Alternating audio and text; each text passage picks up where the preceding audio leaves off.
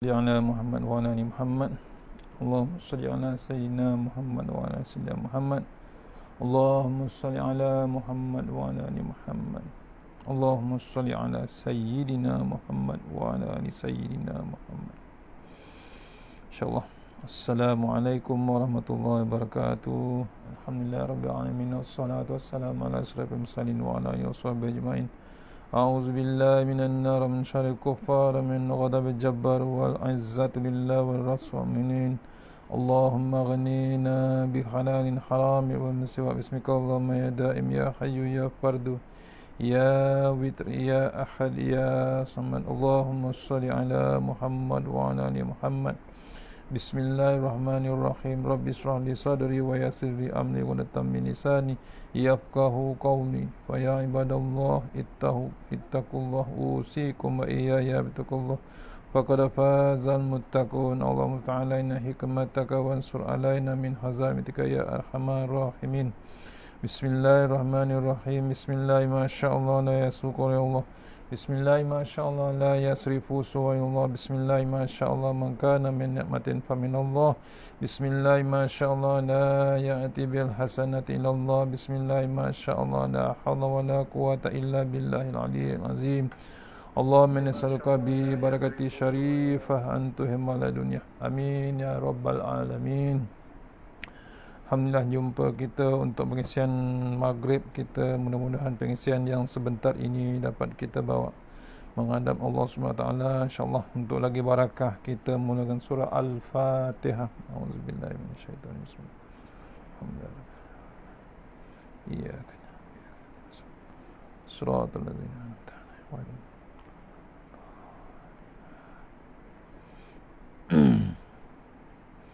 InsyaAllah sebelum kita mulakan, kita share dulu. Hari ni maghrib ni untuk surau Kampung Malaysia Tambahan, insyaAllah. Kampung Malaysia Tambahan, Kuala Lumpur, Sungai Besi, insyaAllah. Mohon share sahabat-sahabat. Kita share dulu.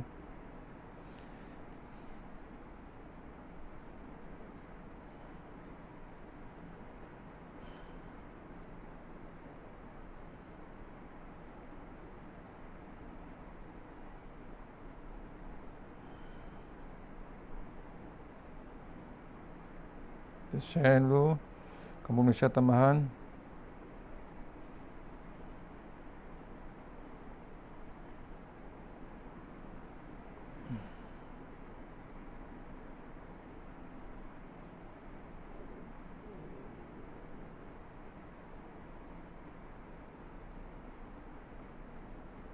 Sama-sama share Kampung Malaysia Tambahan, insyaAllah.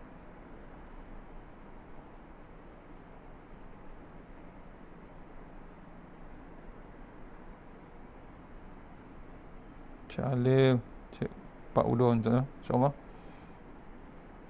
Kampung Malaysia Tambahan.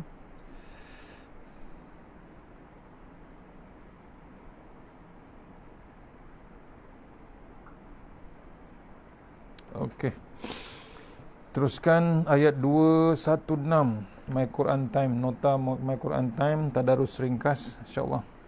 Kita terus ayat 216 hingga 219.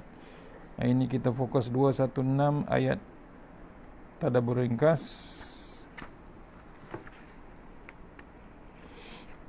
Bab jihad, ya. Ayat ini menjelaskan hukum berperang di jalan Allah Subhanahu Wa Taala.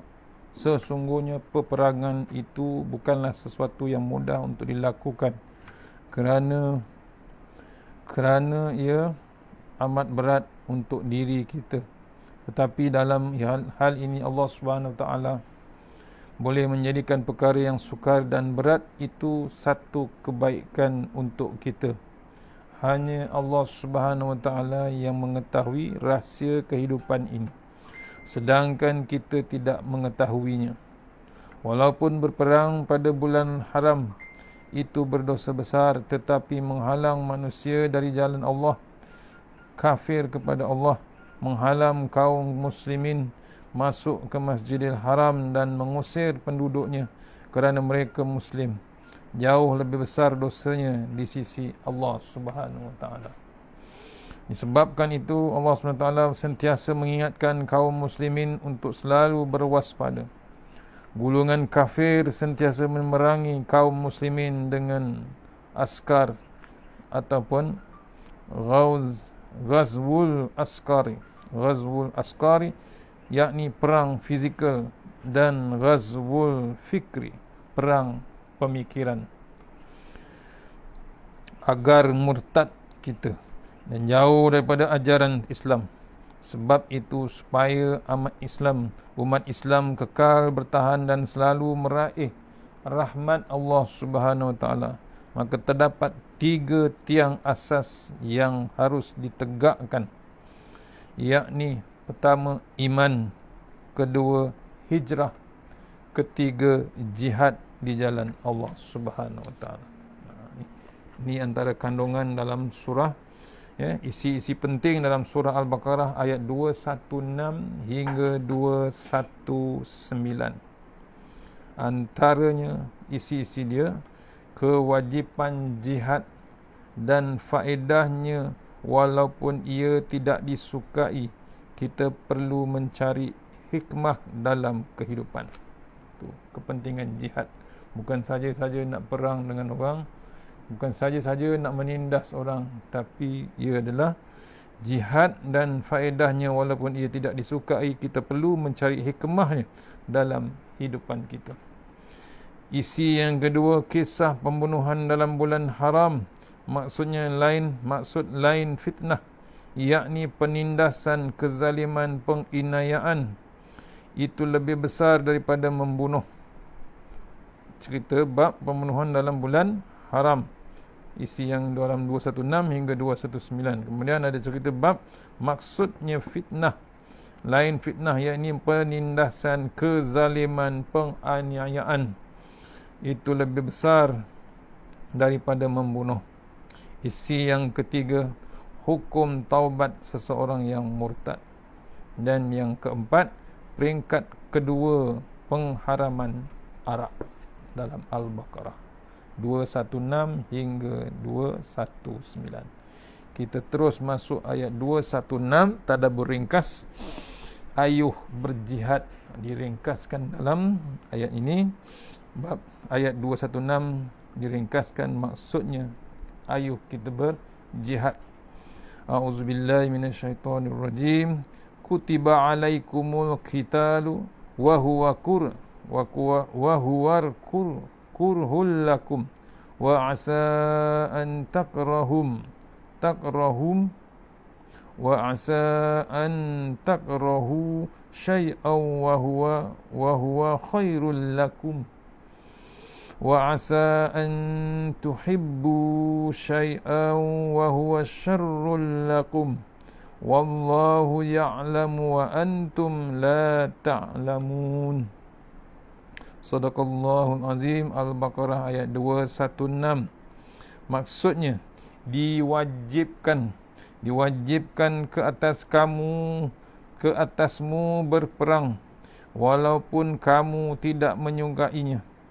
Boleh jadi kamu bencikan sesuatu padahal ia baik bagimu, dan boleh jadi kamu sukakan sesuatu tetapi ia tidak baik buatmu. Allah mengetahui sedangkan kamu tidak mengetahui. Bila diperintahkan tu, bila diperintahkan tersebut maksudnya Allah Maha mengetahui yang kita tidak ketahui. Ini maksudnya tujuan perang, maksudnya Allah lebih mengetahui. Kupasan ayat tersebut. Ayat ini berkait rapat dengan surah Al-Baqarah ayat 214 yang memberi semangat kepada umat Islam. Pada ayat tersebut Allah Subhanahu wa taala menyatakan, Am hasibtum an tadkhulul jannata walamma ya'tikum masalul ladzina khalau min qablikum.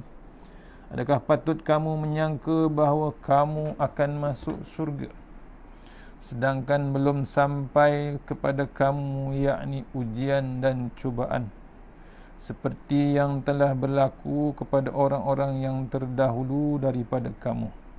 Ni, ya, kaitan 216 dengan 214. Maksudnya setiap benda yang Allah nak bagi ada bab ujian. Tak ada kita senang-senang masuk syurga macam tu je. Ya, ada bab ujian. Ujian tu memang penting untuk nak uji kita macam mana kita dengan Allah Subhanahu Wa Taala. Mereka, yakni orang-orang terdahulu, telah ditimpa kepapaan, kemusnahan harta benda dan serangan penyakit, serta digoncangkan oleh ancaman bahaya musuh, sehingga berkata Rasulullah SAW dan orang yang beriman yang ada pada bersamanya, bilakah datangnya pertolongan Allah Subhanahu Wa Taala. Tu ayat 214 tu sampai ke tahap, ya, sampai orang menunggu, orang-orang beriman menunggu pertolongan Allah Taala. Tak ada lain pergantungannya. Maksudnya kena renung, ya, pergantungan kita hanya kepada Allah Subhanahu Wa Taala. Ya, serangan penyakit ada tak berlaku? Ada. Kita sekarang sedang dilanda serangan virus. Maksudnya kita tak boleh berhenti dengan pemohon pertolongan Allah Subhanahu Wa Taala. Sebab tu diingatkan balik dalam ayat tersebut, orang-orang terdahulu telah ditimpa juga kepapaan, kemusnahan harta benda, ada serangan penyakit, ada juga yang digoncangkan oleh ancaman bahaya musuh, sehingga berkata Rasulullah SAW pada zamannya, orang beriman juga berkata, yang ada bersama dengan Nabi Muhammad SAW, berkata ia, bilakah datangnya pertolongan Allah Subhanahu Wa Taala. Apa jawapan Allah Subhanahu Wa Taala? Sesungguhnya pertolongan Allah itu dekat. Jadi dalam ayat ini Allah Subhanahu Wa Taala menyampaikan bahawa orang yang beriman selain diuji dengan kemiskinan dan kesusahan, mereka juga turut diuji dengan jihad, iaitu peperangan memerangi kaum kafir. Ni ujian yang hebat, ya, orang yang beriman. Apa ujian dia? Pertolongan Allah Ta'ala, ya. Sesungguhnya Allah Ta'ala tu bagi dekat dengan kita. Pertolongan ni masih dekat. Pertolongan Allah Ta'ala tu terlalu dekat. Jadi dalam ayat ini Allah SWT menyampaikan bahawa orang yang beriman selain diuji dengan kemiskinan dan kesusahan, mereka juga turut diuji dengan jihad. Jihad iaitu peperangan memerangi kaum kafir. Tu kena renung kita. Allah SWT mengetahui dari naluri hamba-Nya bahawa mereka tidak menyukai peperangan kerana ia boleh menyebabkan kesakitan sehingga kehilangan nyawa. Mereka juga dengan pengorbanan, ya, menyebabkan kesakitan dan kehilangan nyawa. Begitu juga dengan pengorbanan harta, terlalu banyak yang mereka perlu habiskan. Bila diuji dengan peperangan, ya, dia tahu, Allah Maha mengetahui naluri manusia, tahu naluri hamba-Nya bahawa mereka tidak menyukai peperangan. Kerana itu boleh menyebabkan kesakitan sampai hilangnya nyawa pasal peperangan. Begitu juga dengan pengorbanan bab harta, terlalu banyak yang mereka perlu habiskan. Secara psikologinya, semua manusia termasuk Rasulullah SAW dan para sahabat mendambakan ketenangan dan keamanan. Namun demi menegakkan agama Allah Subhanahu Wa Taala dan demi mempertahankan agama daripada kejahatan musuh-musuh, kita sebagai orang mukmin, sebagai seorang mukmin, wajib berjihad dan menyertai peperangan tersebut. Ni, ya, bukan bab lain bab jalan Allah Subhanahu Wa Taala. Dalam sebuah hadis ada menyebut daripada Abu Hurairah radhiyallahu anhu bahwasanya Rasulullah sallallahu alaihi wasallam bersabda, Man mata wa lam yaghzu wa lam yuhaddis bihi nafsah mata ala syu'batin min nifaq. Barang siapa yang mati sedangkan dia tidak pernah berperang dan tidak pernah berniat untuk hatinya untuk berperang, maka dia mati dalam satu cabang daripada kemunafikan. Allah Akbar. Ya. Tak ada niat langsung. Ya, tak ada detik langsung nak tegakkan Islam. Itu satu bab yang mahal, yang terlampau dipanggil bab kemunafikan. Satu daripada cabang kemunafikan. Tu kena renung kita. Nabi dah bersabda, barang siapa yang mati sedangkan dia tidak pernah berperang dan tidak pernah berniat dalam hatinya untuk berperang, maka dia mati dalam satu cabang daripada kemunafikan. Satu detik pun tak nak menangkan Islam, satu masalah besar pada diri. Nabi kata satu daripada cabang kemunafikan. Rasulullah SAW juga bersabda pada hari kemenangan, pada hari kemenangan atas kota Mekah, tidak ada hijrah sesudah kemenangan, tetapi hanya jihad dan niat. Bila kamu diperintahkan untuk berangkat perang, maka berangkatlah. Itu perintah daripada Rasulullah SAW bila menang waktu di Mekah. Walaupun Allah SWT tahu bahawa kita membenci peperangan, tetapi dia memberitahu bahawa apa yang kita tidak sukai itu boleh jadi mendatangkan kebaikan yang banyak, dan apa yang kita sukai terkadang mendatangkan keburukan. Itu seronok sangat dengan orang kafir. Kita tertindas, kita dibunuh, kita disembelih dan macam-macam. Ada contoh, ada di Syria, di Rohingya, di Palestin dan banyak lagi tempat. Seperti mana di dalam firman Allah Subhanahu Wa Taala, wa asa an takrahu syai'an wa huwa khairul lakum wa asa an tuhibbu syai'an wa huwa syarrul lakum.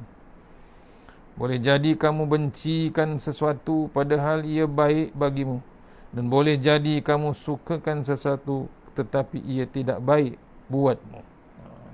Kadang-kadang kita tak perasan yang kita benci itulah yang hebat, yang terbaik di sisi kita. Yang kita suka sangat rupanya jauh buruk untuk kita sebenarnya. Antara contoh sesuatu yang dimasukkan dalam ayat ini ialah jihad. Perkara ini tidak disukai oleh manusia, akan tetapi terdapat kebaikan untuk mereka. Di situ terdapat kemuliaan, kemenangan atas kejayaan bagi agama, serta pahala yang besar di akhirat kelak. Bahkan mereka yang berjihad juga akan telah dijanjikan syurga. Jihad yang hebat, tak ada lain tempatnya syurga, tuan. Sebagai satu perumpamaan, seorang anak yang sedang sakit dan seorang ibu berasakan perlu memberikan anaknya ubat untuk kembali sihat, sedangkan si anak tersebut tidak suka kepada ubat itu kerana rasanya pahit. Walau apa pun, syari sekalipun, si ibu tetap akan memastikan anaknya mengambil ubat tersebut. Anak yang tidak mahu ambil ubat sebenarnya tidak tahu kesannya selepas mengambil ubat. Tapi si ibu tahu sebenarnya ubat itu memberi manfaat kepada kesihatannya. Begitu juga seorang anak yang hendak diajarkan membaca Al-Quran. Anak itu tidak suka atau benci untuk belajar Al-Quran. Mereka lebih suka bermain game, permainan video online. Anak tersebut tidak tahu bagaimana bahawa membaca Quran itu dan mempelajari Al-Quran ini adalah baik baginya, berbanding dengan permainan yang melalaikannya. Itu contoh ataupun perumpamaan yang kita lakukan atau yang sering berlaku sekarang. Kedua-dua perumpamaan ini menunjukkan bahawa perkara yang dirasakan berat sebenarnya terdapat manfaat di sebaliknya. Maka sebegitu jugalah dengan jihad yang diarsakan berat buat kita. Jihad yang dirasakan terlalu berat buat kita. Andainya kita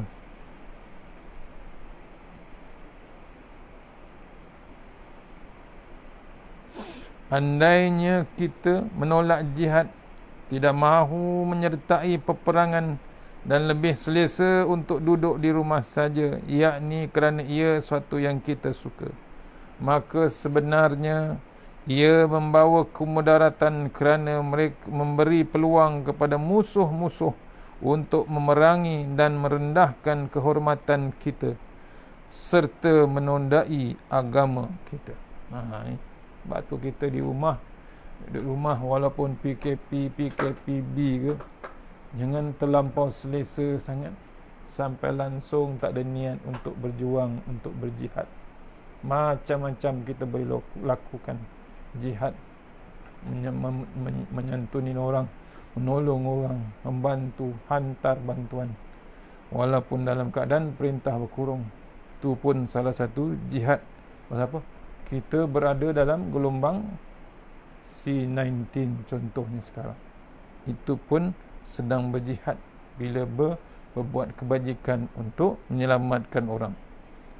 Kita kadang-kadang terlampau selesa di rumah, seronok rumah dengan aircon, dengan kapet, dengan sofa, dengan TV, selesa yang amat sangat. Ayat ini menerangkan jangan kita selesa sangat di rumah kerana itu yang kita suka, maka sebenarnya ia membawa kemudaratan kerana memberi peluang kepada musuh-musuh untuk memerangi, merendahkan kehormatan dan menodai agama kita. Wallahu ya'lamu wa antum la ta'lamun. Allah mengetahui sedangkan kamu tidak mengetahui. Ingat, kita takat dalam rumah je kita tahu, takat dalam TV je kita tahu, takat dalam internet kita tahu. Di luar sana satu benda kita tak tahu.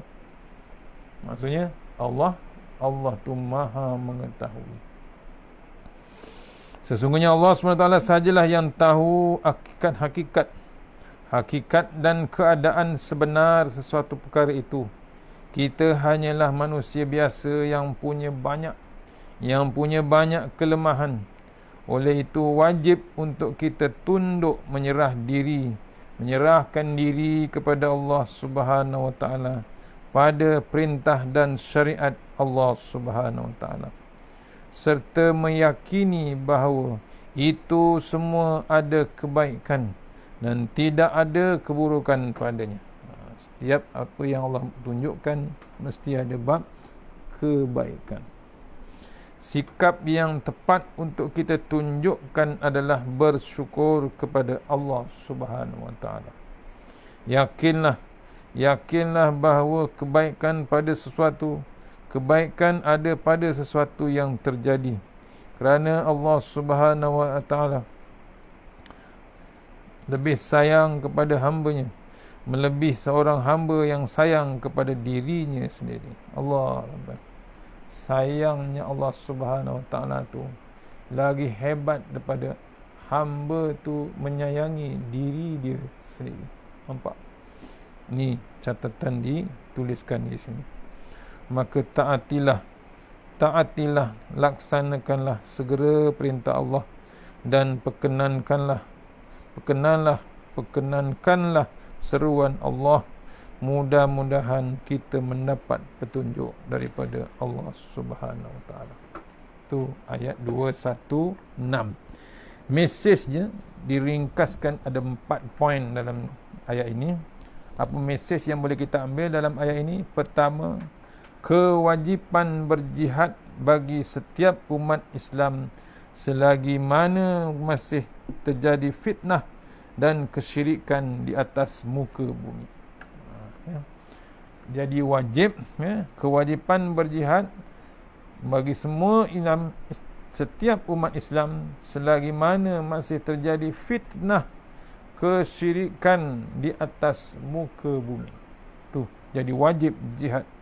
Kedua, kejahilan manusia terhadap hasil daripada sesuatu usaha membuatkan mereka menyukai perkara yang dibenci dan membenci perkara yang disukai. Dia benci pada bab jihad. Pasal apa? Selesa sangat di rumah, selesa sangat di tempat dia. Padahal itulah perkara yang tidak disukai Allah Subhanahu Wa Taala. Yang ketiga, mesej ayat ini, segala perintah Allah dengan baik adalah baik, dan perbuatan yang dilarang oleh Allah semuanya membawa kepada keburukan. Ingat, perintah Allah Ta'ala tu memang terbaik, kesannya baik, hikmahnya memang terbaik. Yang hebatnya, yang dilarang tu memang membawa kepada keburukan. Ingat, bukan saja-saja Allah Ta'ala larang, tapi itulah keburukan yang dia ketahui. Dia mengetahui, memang maha mengetahui. Kita hanya tak ketahuan, takat tu saja kita. Dan yang keempat, mesej Allah Ta'ala dalam ayat ni, wajib untuk melaksanakan segala perintah Allah dan menjauhi segala larangan Allah. Ini dipanggil takwa. Tu, betul-betul takut dengan Allah Subhanahu Wa Taala, ya. Betul-betul takut dengan Allah Ta'ala, itulah dipanggil takwa, ya. Kita laksanakan perintahnya dan jauhi larangan Allah Subhanahu. Inilah yang dipanggil takwa kepada Allah Subhanahu Wa Taala. InsyaAllah habis ayat 216.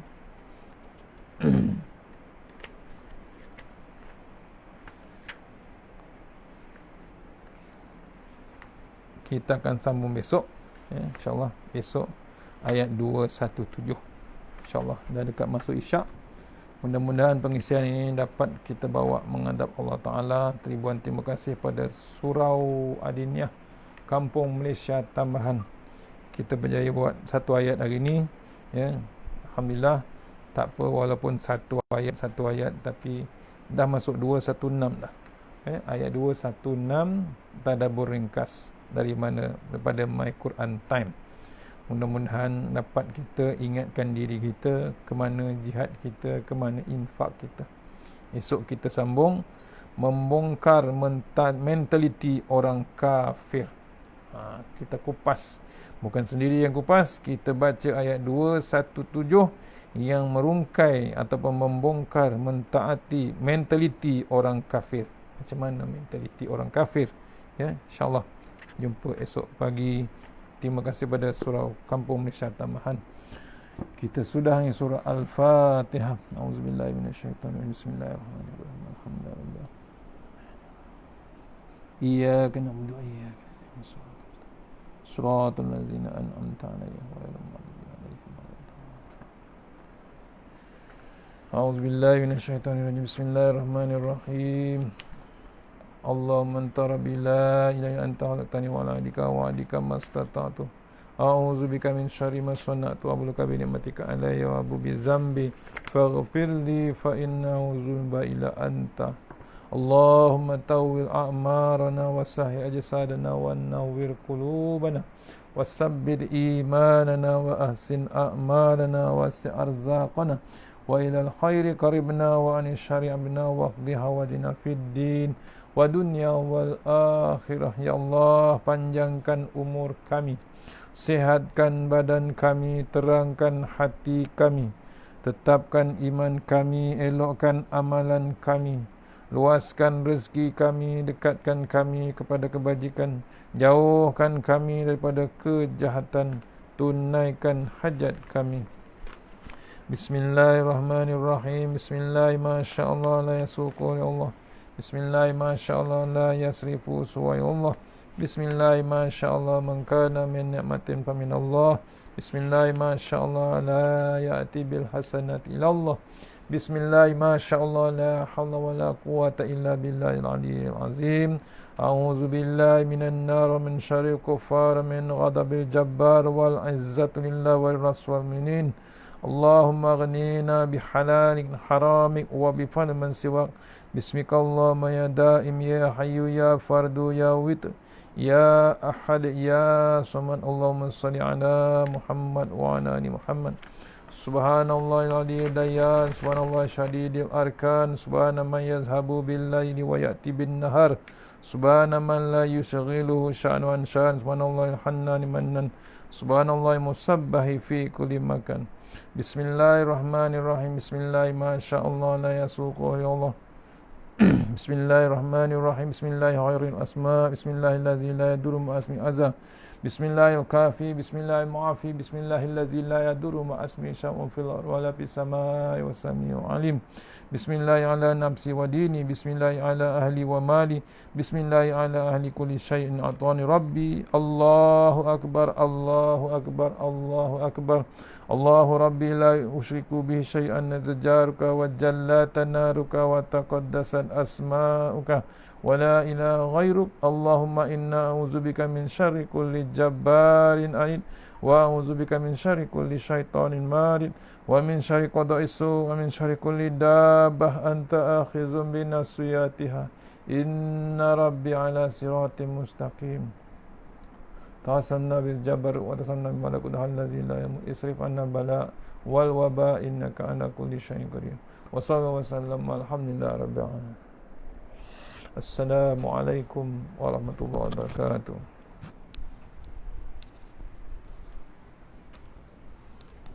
InsyaAllah jumpa lagi esok hari Jumaat.